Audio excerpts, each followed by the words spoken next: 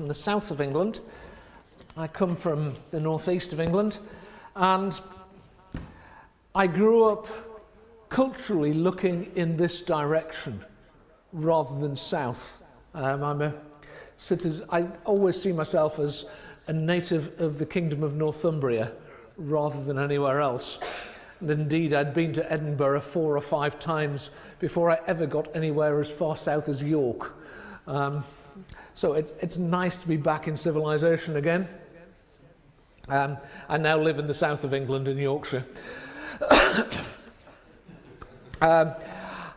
I've worked with Wickliffe Bible translators for over 30 years. I know you think I look far too young.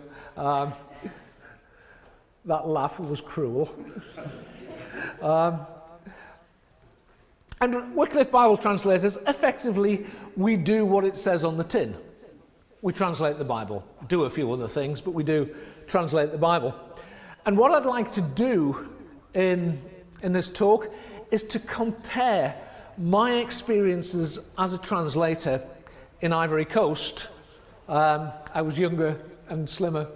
I won't say how Sue was. My experience as a translator in Ivory Coast with the translation of the King James Version of the Bible. Are you aware of the King James Version of the Bible? Okay, 1 or 2 of you have heard of it.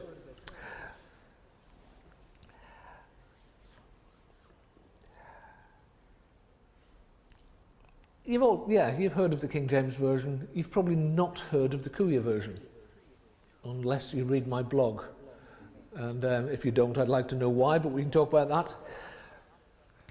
But if you just think about it, it is already interesting that we have a text, a Greek, Hebrew, and little bits of Aramaic text that is thousands of years old, which has been translated into a version in English, which is reckoned to be the book that has sold the most copies ever of any book. And it is also being translated for a group of about 10,000 people in the rainforest in Ivory Coast. It is fascinating that this text has spread in those different ways. And it's the same text. And the process of translating for the English version and the process for translating the version in Kuya is more or less, it overlaps. Just in case you want to see it, there is the Kuya. The slides are not very informative. They're basically there to stop you falling asleep. If you are nodding off, it's even more exciting. You can see me on video down there, which is better than seeing me live because it's smaller. King James Version. First translations. First question, authorized by whom? The King James translation was authorized, as you know, by King James VI. I do understand that he has a different regnal number that some of you may be aware of, but King James VI ordered the translation of the Bible. He, it is reckoned, was a keen student of the Bible, which is one reason he wanted the translation. He also, like any good politician, wanted to be associated with a big project. Kings had to prove their worth then as much as Mr. Johnson has to prove his worth now, and being associated with the translation of the Bible wasn't a bad thing if you were king. And also, he was rather unhappy with the Bible that was mostly being used in the English-speaking world at the time, the Geneva translation, because it had some heretical footnotes. Footnotes that weren't always polite to kings and said some harsh things about those in power. And James wasn't happy about that, so he authorized, indeed ordered, another translation, which became known as the Authorized or the King James translation. and he set the process in motion. As is the way with politicians, once the process was in motion, he rather lost interest in it. He didn't seem to get very excited, and he certainly wasn't interested in putting any of his own money into publishing the Bible. He authorized it, he got the thing going, and then he backed off, basically. Now, the group who authorized the Kuya translation were somewhat less impressive. None of them have numbers after their name. It's basically a bunch of coffee farmers, cocoa farmers, in the Ivorian rainforest who were first-generation believers. And they asked Wickliffe to get involved and do a translation. In particular, there was an old guy called Tweli Bay Laurent, who was the first ever Kuya to become a Christian. He became a Christian in 1958, which is coincidentally the year I was born. And he not only helped to call Wickliffe into the area, he took a huge interest in the process.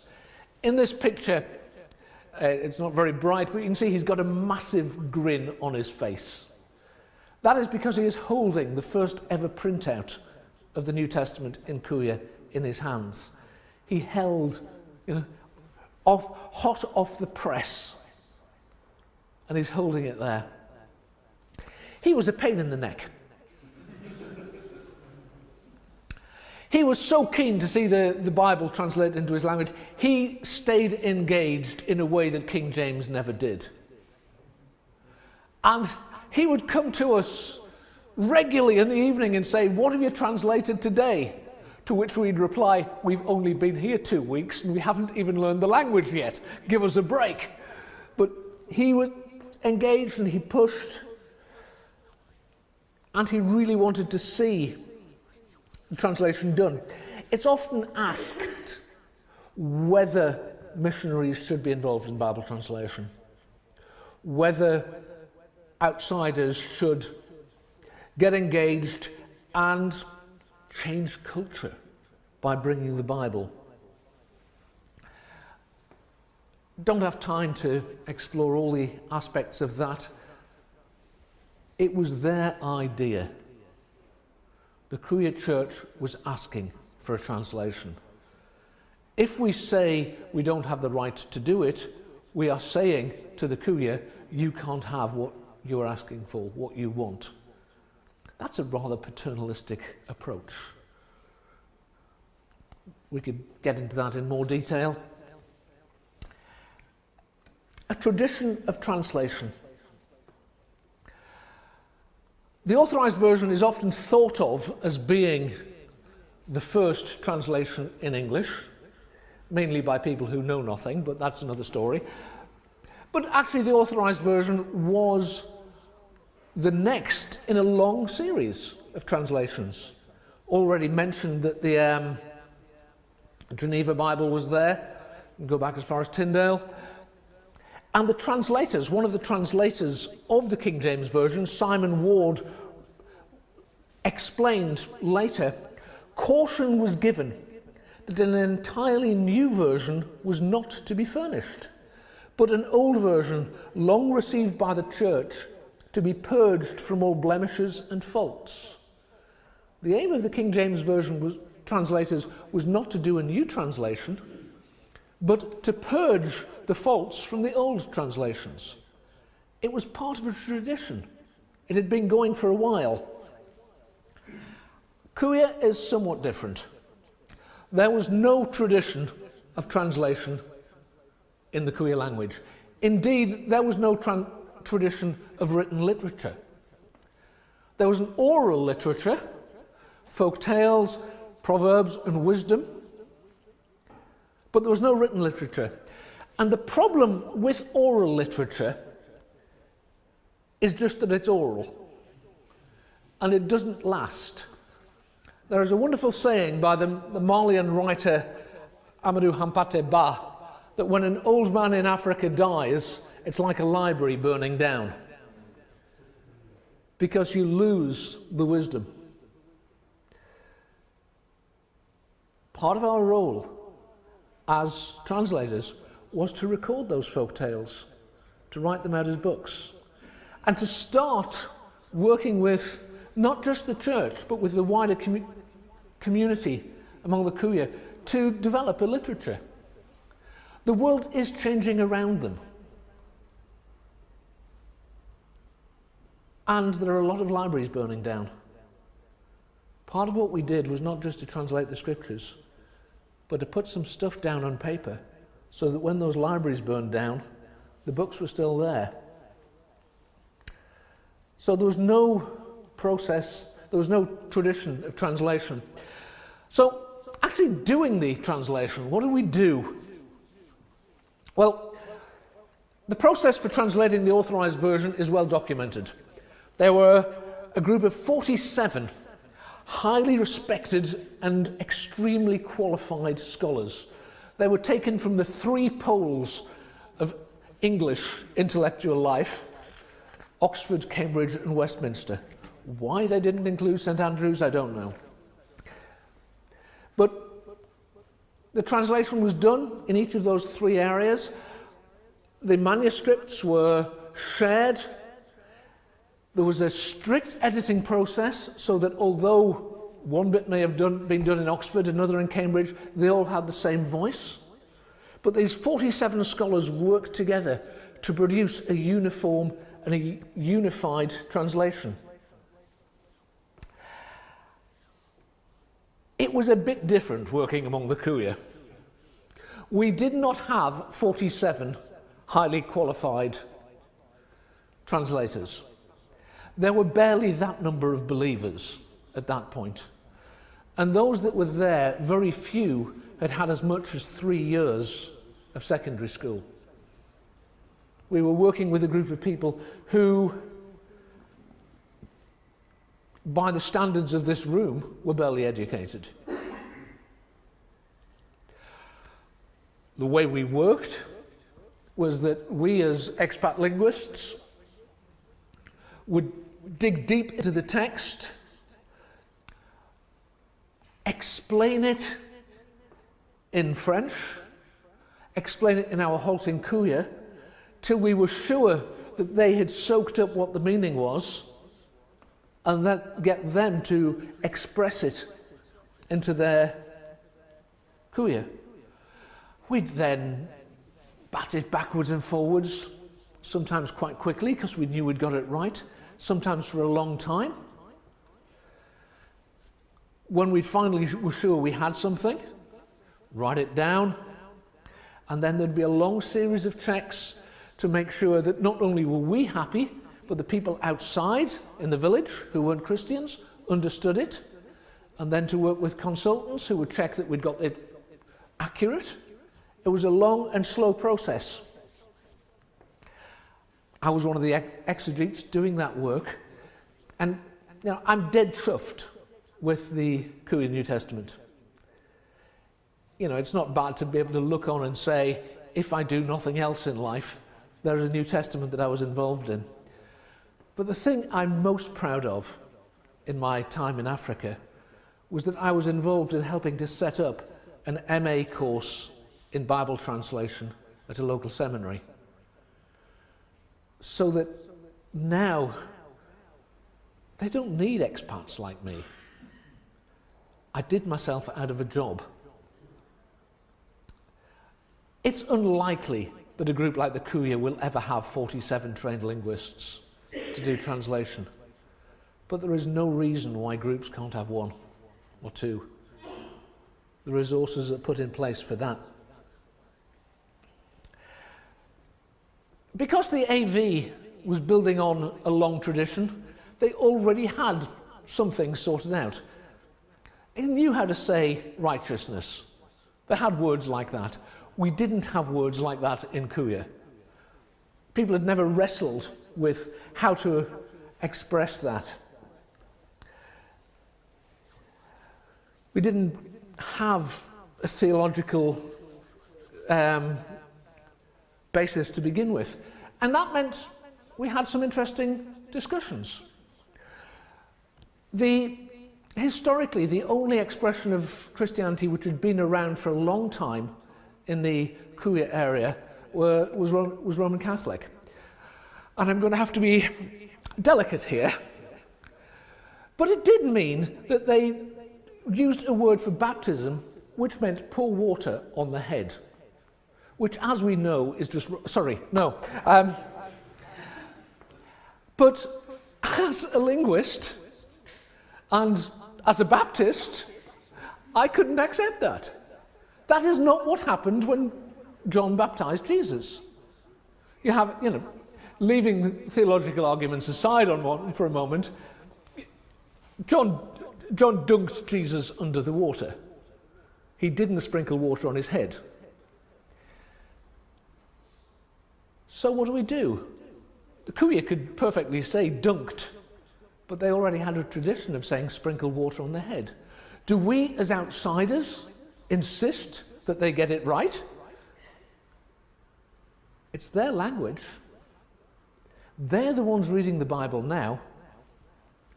Actually, what we did was exactly the same as most English versions have done. We compromised and used a Greek word. We didn't say baptism, we said baptiser, which is a sort of Cuya way of pronouncing the French word derived from the Greek word. We compromised.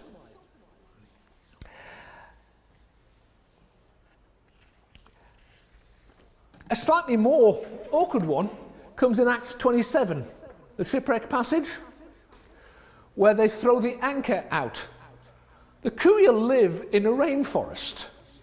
They don't have an extensive maritime vocabulary. They have one word for boat, and their word for sea is salty water. How do you say anchor? Well, actually, it's quite easy. You just come up with a descriptive word, boat-stopping metal. It works. It's good for me. Except then you come to Hebrews 6:19, which reads that hope is the anchor for our souls. Hope is the boat-stopping metal for our souls doesn't work. So at that point you have to dig down. What is the author of the Hebrews actually saying? It's hope is something which roots and holds us in place. And we actually ended up using the word for the poles which are driven into the ground to hold a mud house in place. Those poles which are driven deep into the ground so that whenever the storms come, the house stays there. In some translations in desert areas, they've used the word tent peg. Hope is the tent peg of our souls. It makes perfect sense, and it carries the image that anchor carries to maritime people. Of course, you can't then go back the other way and say that when the ship was sinking in Acts, they threw the tent pegs overboard. You can only use that sort of cultural expression, that sort of equivalent, when you're dealing with figurative language. When you're dealing with historical facts, you've got to get your historical facts right. And they didn't throw a bunch of tent pegs out of the ship. Another example comes from the book of Ruth.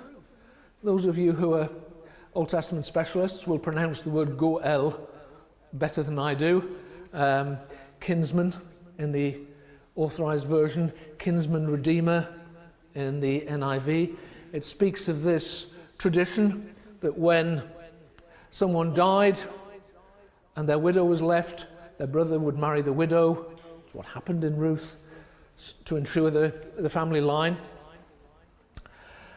I was terrified coming through the book of Ruth. You know what it's like when you've got a dental appointment the next week and you're dreading it? That's how I felt coming up to the book of coming up through the book of Ruth. We're going to have to deal with Goel. How on earth are we going to do that? And I spent ages explaining and unpacking this weird custom, and then the Cuya colleagues just said, oh yeah, we do that.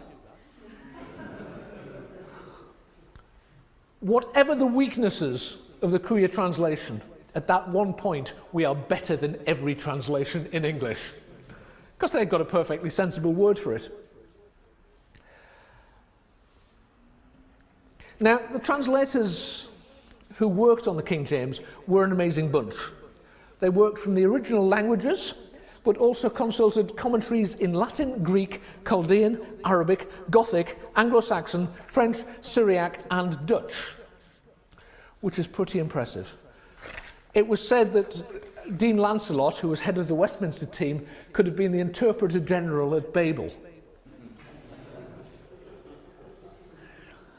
The Kuya team were less linguistically endowed. But they were able, as most West Africans are, able to look at other translations in other African languages, which did help. We didn't have anyone who could look at Syriac. Can any of you do Syriac? I saw this week that a new iPhone keyboard for Syriac has just been released. So if you are interested, it's there. But we did have one thing that the team working on the King James didn't have, and that was 400 years of scholarship behind us that we have access to, and commentaries and translation guides that the King James translators would have given their right arm for. An example of this comes in the translation of Psalms. Psalm 104, verse 18. The high hills are a refuge for the wild goats, and the rocks for the conies. The high hills are a refuge for the wild goats, and the rocks for the conies. Coney is an Old English word for rabbit, but actually the word is hyrax. But the translators of the King James Version had never come across hyraxes or hyraxoi. I don't know what the plural is. Hyraxes. So they just went with the easiest word they knew. What lives in rocks? Rabbits. Translators today have access to tools and experience that just weren't around then. And it's a very blessed situation to be in. And that brings up the question of technology. One reason that the Authorized Version became as dominant as it did is that its translation more or less coincided with the availability of print, of movable type. And so it was the king himself didn't want to pay for it. But his publisher, Robert Barker, was given the privilege of printing the Authorized Version, and he, like translators today, he realized you could make money selling Bibles. Sorry, am I being overly cynical? And he raised the money, and he made a fortune printing Bibles.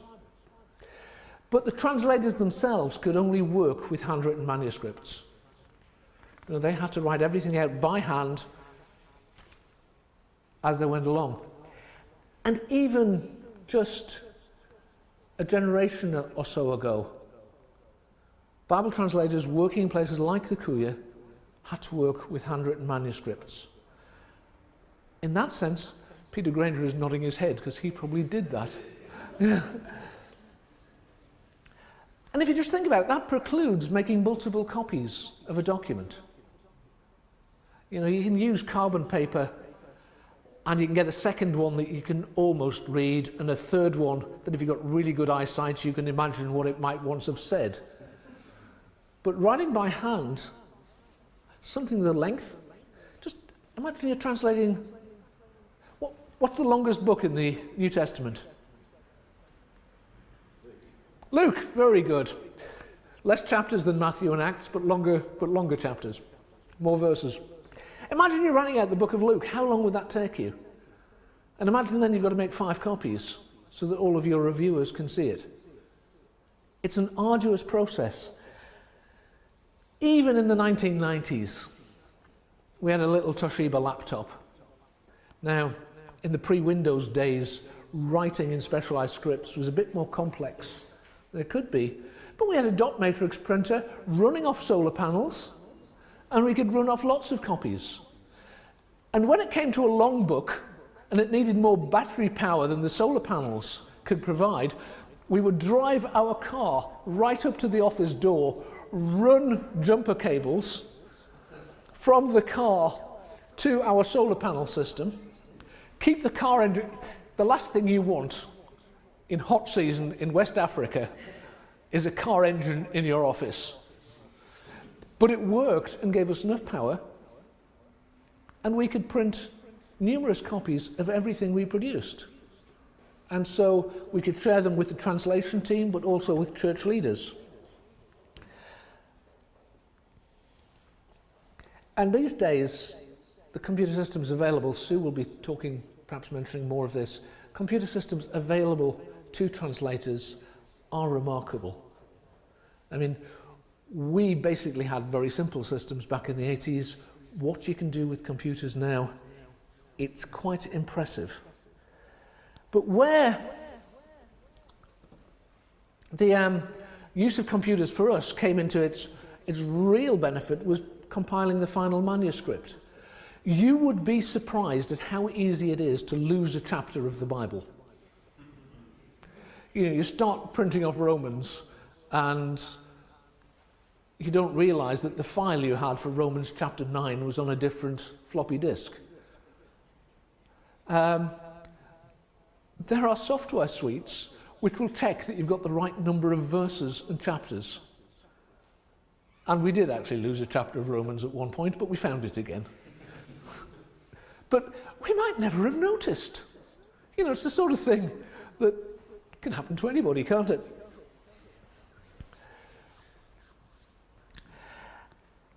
In 1631, just as Robert Barker was about to start making some serious money from his translation, just as the investment he put in, to the printing the authorized version, just as the investment was about to pay off, he printed a copy of, or printed an edition of the King James Version, which omitted the word not from the seventh commandment. Thou shalt commit adultery, which was very popular.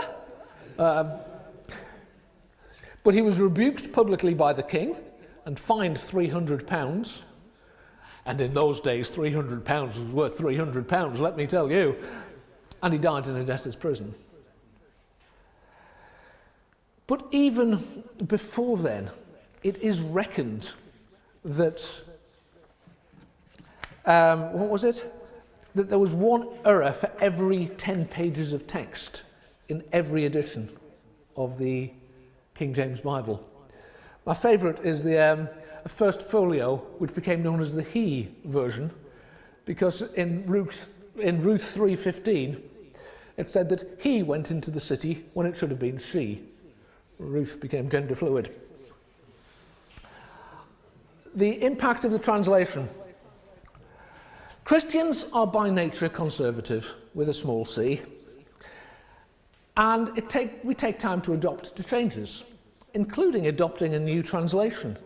I mean, there are still those who would insist that the only translation to be used in English is the King James Version. Indeed, I've had arguments, I've listened to rants from people who would insist that the King James Version is more accurate than the original manuscripts.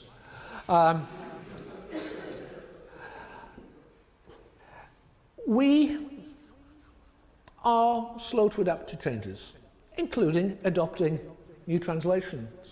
It's interesting that there was such massive celebrations 8 years ago in 2011 for the 400th anniversary of the King James Version. There was nothing like that when it first came out. And indeed, the first version of the authorized version we printed had an introduction written by Miles Smith, who later became Bishop of Hereford, which quoted extensively from the Bible, except all of the quotes were from the Geneva Bible and not from the authorized version that he was introducing. We are that conservative. And it was similar in the Kuya world. There was nothing more frustrating to be in church, to hear a Bible passage read out in French, and then to have one of the church leaders painfully, on the fly, translate that passage into Kuya, knowing full well that we'd worked on that with him a couple of weeks earlier, and he could have just read out what we'd done. But people are very slow to adopt to new translations. Of course, the AV eventually did become the most popular translation in the English language. And it is intriguing to realise that less than 200 years before it was published, it was still legal to translate the Bible into English. That change happened, and then it became so popular. And one of the reasons that the authorised version became so popular, I believe, is that the English language, unlike some of our continental cousins, has no Académie Anglaise to say what the proper form of the language is. And actually our language has been to a great extent shaped by the King James Version and the sainted William Shakespeare. Those influences there are important. The King James Version has shaped so much of how we speak even today. If you've never read Melvin Bragg's book on the King James Version, it's well worth it. We felt some of that pressure translating into Kuya because there was no tradition, there was no spelling system. The way that we worked to write down the language was the way the language was going to be written. We were setting traditions in a way that the translators of the King James also set traditions. This was illustrated for us by one of our co-translators. Most people in West Africa are multilingual and they swap in and out of languages easily. And in Ivory Coast, where people are educated in French, they will slip into French very quickly. Now, when there's a local football match, they will normally get a PA system and somebody will shout into the microphone, you've heard the sort of thing, shouting very loud and commentate on the match. And normally when somebody would commentate on a match, their commentator would be full of French words, pénalité, corner, and other genuine French words. One day after Didier had translated, somebody came up to him and said, "You spoke for 90 minutes without ever using a French word. How come you did that?" And he had to stop and think. And finally he said, "It's because I'm disciplined to do that, working on the Kuya translation." Translating into Kuya actually gave a value and a depth to his experience of his language. When we very first produced some samples from the Gospels, Laurent, who I showed you a slide of earlier, he said, "We've got paper. We are like everybody else. The Americans have got paper, the Germans have got paper, the French have got paper, and now we've got paper. We are just as good as them." The very act of printing something in his language to him meant that this 10,000 people deep in the rainforest and Ivory Coast were as important and as significant as the Americans and Germans. And in God's eyes they are. The chief of our village died very early on after we moved in. And his body was displayed for 4 days. It's not a pleasant thing having a body displayed for 4 days in tropical heat, but it was surrounded by all of his most precious possessions, including a first printout of the Book of James. He wasn't a believer, but having something written in his language was incredibly important to him. But I believe that translation goes deeper than that. Just mentioned early on that one of the problems with the Geneva Bible was it said some things about kings in the footnotes that King James VI didn't like. King James I wasn't very keen either. In fact, if you want to upset the powers that be, there's nothing quite like the Old Testament.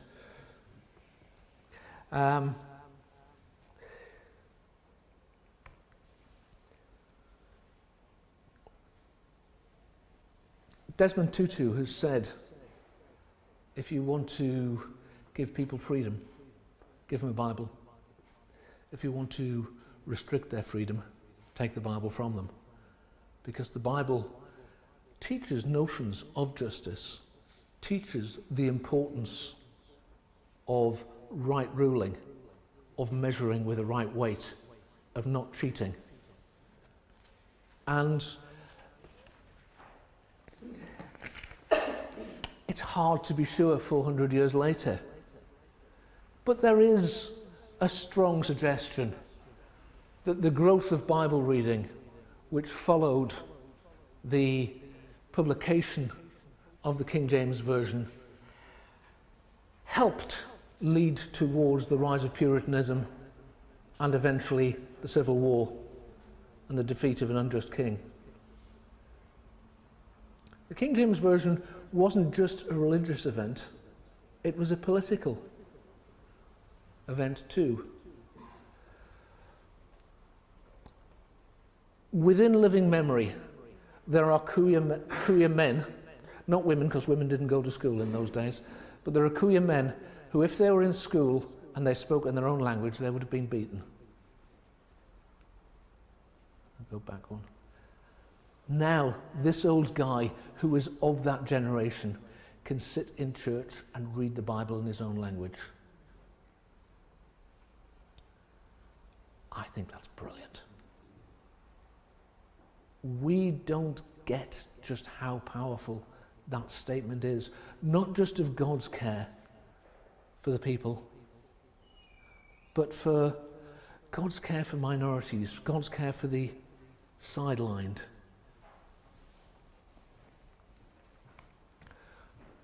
Last thing, when did translation finish? Well, the King James Version was first published in 1611, very good. I said that earlier. Some of you have fallen asleep. But seminary students, come on. But it wasn't until 1761, 150 years later, that the final wording was agreed upon. It was revised continually, and as we know, since the King James Version, there have been one or two translations in English since.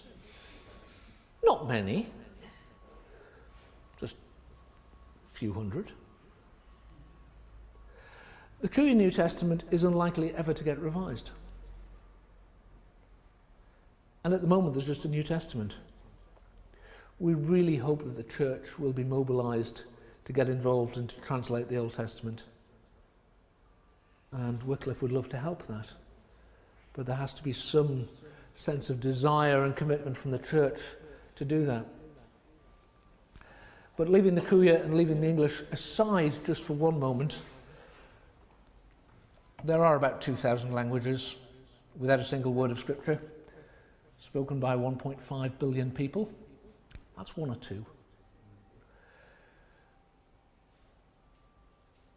I don't think we need any more English translations.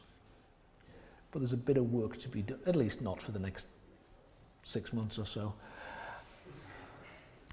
But there's a bit of work left to be done around the world. And there is 5 minutes before coffee. Thank you very much indeed, Eddie. You're welcome. If anyone has a question, you're welcome just to direct it to Eddie. You can field the questions for yourself. Yeah. Any questions? Or just throw money? I'll throw money later. Depends upon your answer. How does Wycliffe decide how small of a group merits a translation? I mean, everyone's valuable on God's side, but at some point, as culture changes, as societies and local languages are absorbed into the broader culture, some languages eventually disappear within, a few generations. So at what point is it? There is no... Sorry, I'll repeat the question. Yeah. The question was, how does Wycliffe decide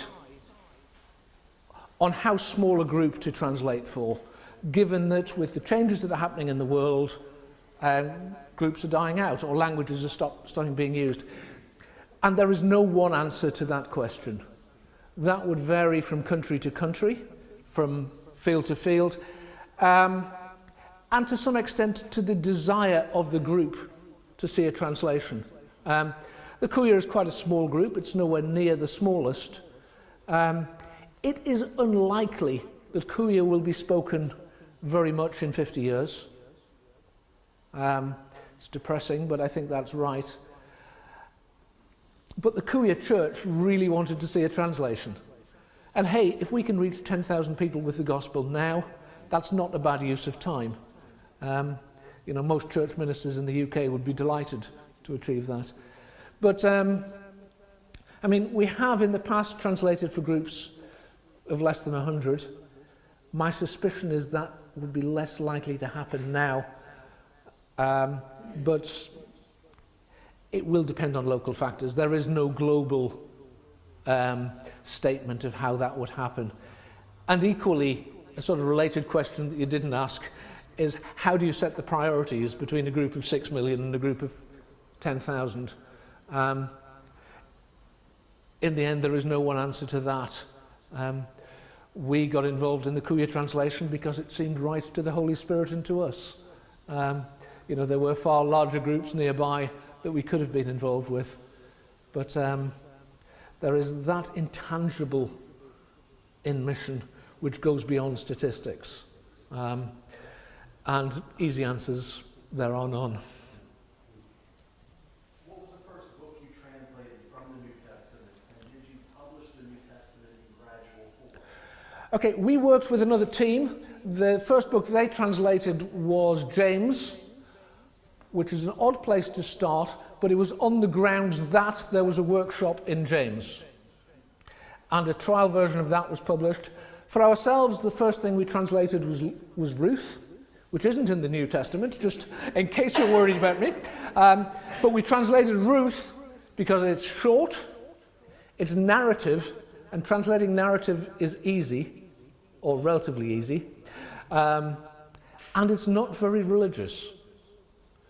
Translating for a group who were first generation, well, with a very small first generation church, if we'd come in heavy translating something that was very, very Christian, it might have alienated the wider community. Whereas Ruth is a nice story that, anyone from a rural community can appreciate Ruth. So we started there.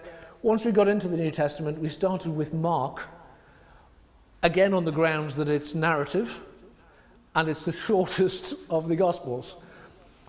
Starting with Luke and knowing that you're going to be there for months and months and months, it's hard.